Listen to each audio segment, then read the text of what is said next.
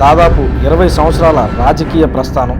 కాకర్లపూడి అనే గ్రామం నుంచి ఇస్రో దాకా అంతర్జాతీయంగా అనేక సంస్థల్లో ఐటీ సెక్టార్లో మేనేజ్మెంట్ ప్రాముఖ్యం కలిగిన అనేక కంపెనీస్లో అనుభవం కలిగిన వ్యక్తి. ఇస్రో మరియు నాసా లాంటి అత్యున్నతమైన సంస్థల్లో సైంటిస్ట్గా, శాస్త్రవేత్తగా ఆయన ఎంతో పేరుగాంచారు.